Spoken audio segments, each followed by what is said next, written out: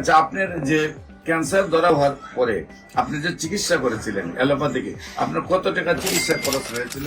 5 লাখ 6 লাখ।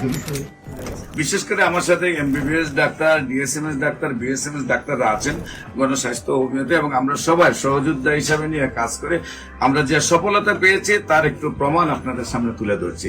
ভাইজান, আপনার নাম? লিটন দাস। লিটন দাস। আপনার পিতার নাম? বলাই দাস। বলাই দাস। আপনার ওয়াইফের মায়ের নাম? সরস্বতী দাস। সরস্বতী দাস। আপনার ওয়াইফের নাম? ওয়াইফ নাই, বিয়ে করেন নাই? আচ্ছা আচ্ছা। আপনার বাসা কোথায়? সায়দাবাদ, সায়দাবাদ, পুরান ঢাকা, পুলিশ পাড়ির পেছনে।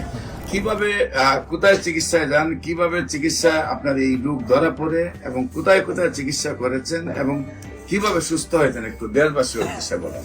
প্রথমে আমার 2-2.5 বছর আগে ক্যান্সার ধরা পড়ে, লাং ক্যান্সার। এখানে আমার অপারেশন হয়, একটা লাং চলে যায়, একটা লাং এটা ফেলা যায়, একটা রাখি। আর কেমো দিয়েছিলাম 3-4টা কেমো দেওয়ার পরে আবার 2 বছর পরে এটা ফিরে আসে শরীরে। ডাক্তার বলে আবার কেমো দিতে হবে। তো আমি আর কেমন না দিয়ে আপনার স্বর্ণপূর্ণ আপনাকে ফেসবুকে বিভিন্ন।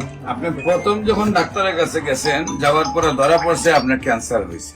হ্যাঁ, তো ক্যান্সার হওয়ার আগে আপনি ডাক্তারের কাছে গেছেন, আপনার কি প্রবলেম হতো? আমার কাশি হইতো।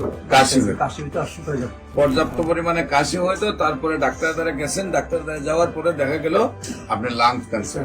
তারপরে আপনি লাং কেটে ফেলে 2 বছর মোটামুটি একটু সুস্থ থাকেন। তারপর আবার ক্যান্সার ব্যাক করে, আবার কফ টফ সব চলে আসে। সম্মানিত দেশবাসী, প্রত্যেকটা ক্যান্সারে কেমোথেরাপি, রেডিওথেরাপি বা অপারেশন করার পরে কিছুদিন ভালো থাকে, আবার রিটার্ন ব্যাক করে। তারপরে আবার অপারেশন, আবার কেমোথেরাপি, আবার রেডিওথেরাপি দেওয়ার পরে আবার কিছুদিন ভালো থাকে, তারপরে আর চিকিৎসায় ধরে না, একসময় মৃত্যুর মুখে ঢেলে পড়ে। সবাইকে আমাদের অফিস ভিজিট করে আমন্ত্রণ জানিয়ে যে কোনো প্রয়োজনে স্ক্রিনে দেওয়া নম্বরে যোগাযোগ করার জন্য আহ্বান জানিয়ে শেষ করছি। সবাইকে ধন্যবাদ। আসসালামু আলাইকুম ওয়া রাহমাতুল্লাহি ওয়া বারাকাতুহু।